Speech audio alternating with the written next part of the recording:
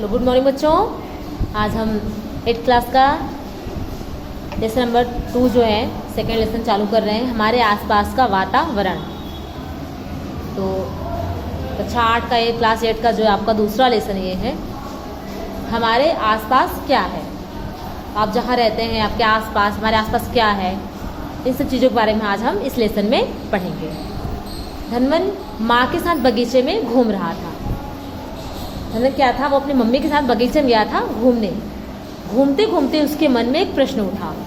जब वो घूम रहा था तो उसके मन में एक सवाल हुआ, प्रश्न हुआ कि हम जिस धरती पर रह रहे हैं वह किस तरह से बनी होगी। जो मिट्टी है, ज़मीन है, जो पृथ्वी है, वो किस तरह से बनी होगी।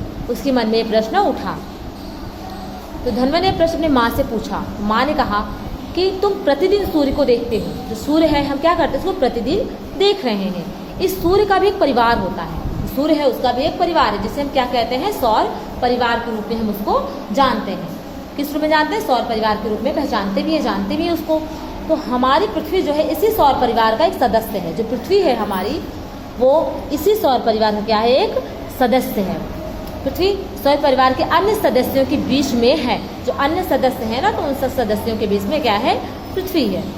तो और सबसे विशेष बात यह है कि अपने जैसे सजीवों को जीने के लिए जरूरी, जो जैसे कि जो सजीव हैं, जिनके अंदर जीव है, जो सजीव लोग हैं, ऐसे लोगों को जीवन जीने के लिए, ऐसे लोगों को रहने के लिए जरूरी ऐसा अनुकूल तापमान, पानी, हवा मात्र पृथ्वी को ही प्राप्त हुआ है। पृथ्वी ही ऐसा ग्रह है जहाँ पे जो सजीव लोग हैं, पानी, हवा और अनुकूल सारी परिस्थितियाँ हैं जहाँ पे एक जीव रह सकता है। तो ये सब चीज़ें किसको मिली हैं, पृथ्वी को प्राप्त हुई हैं। उसके परिवार के अन्य सदस्य जो हैं, उसके परिवार के अन्य सदस्यों के पास इस प्रकार की अनुकूलता होने का प्रमाण आज तक नहीं प्राप्त हुआ कि पृथ्वी के जो अन्य सदस्य हैं उनके पास भी जो सजीव जीव हैं वो रह सकें, ऐसा प्रमाण अभी तक नहीं मिला है।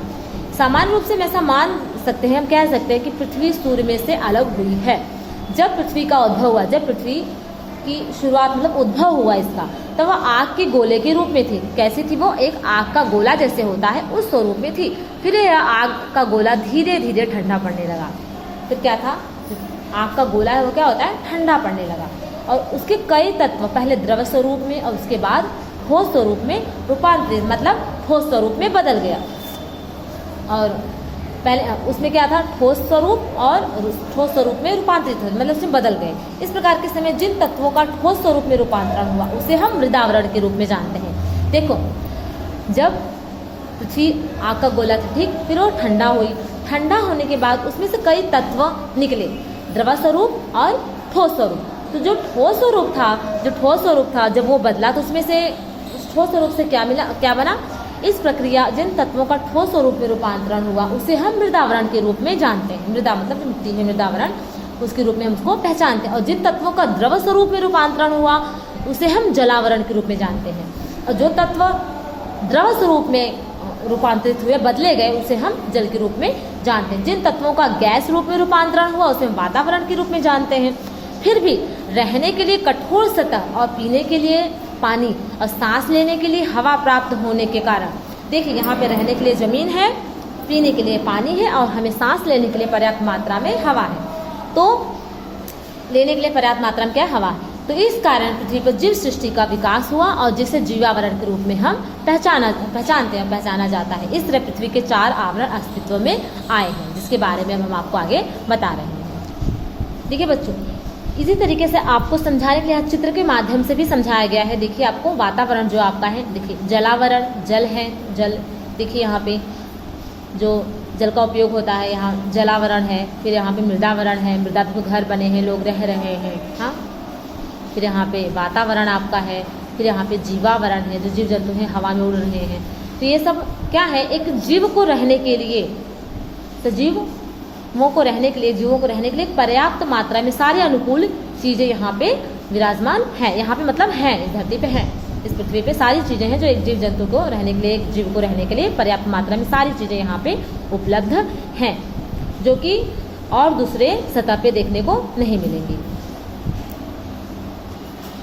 देखिए बच्चों, इन सब विशेषताओं के कारण ही पृथ्वी पे जीवन संभव है।